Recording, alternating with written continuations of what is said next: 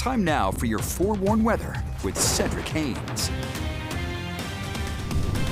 All right, Bridger, I'm jealous. That's the way to do it right there, folks. All right, let's look outside. You can see from the ABC4 News studios, we've got a clear, quiet night showing up for the most part out there. But you see the lights, how they're you see how it's kind of dimmed a little bit. That's an indication that we do have a little bit of that haze out there. Now, it's not anything near what we're going to be seeing probably by the time we get towards the end of the week, but it is starting to increase out there. Temperatures, well, they're not too bad out there as well. We've got temperatures down into the 30s across most of the state.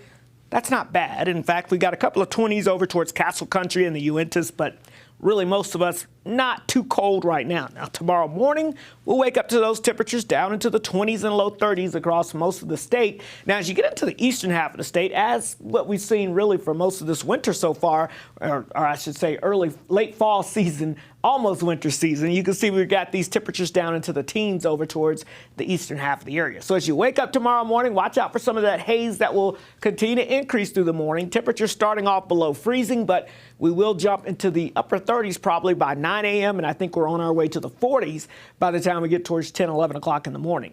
So we've got this high-pressure ridge, just a stubborn weather pattern that we don't like to see here because it's hard to break it up once it sets in.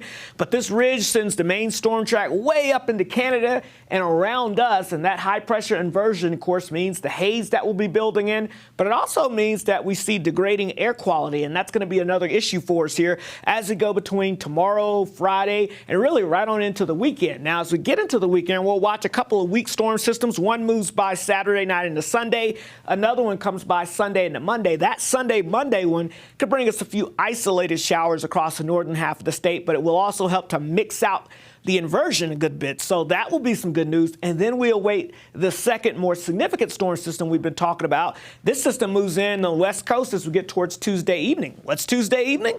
It just happens to be Christmas Eve. And as of current projections, still has this system moving over the Beehive State as we get towards Wednesday morning, which happens to be Christmas Day. So we could be waking up to a storm system moving through the Beehive State, bringing colder and unsettled weather conditions across the area. And then it looks like the pattern between Christmas and heading into New Year's will really remain on the active side. So we may be starting to see things really starting to switch up for us by that time frame. As far as any Christmas snowfalls go, it's been a while. You got to go all the way back to 2019 and really, I would say 2018 before we had a noticeable Christmas snowfall. But this is something that you need to see and want to see to have a Christmas snowfall for Christmas week. Wetter than average conditions out there.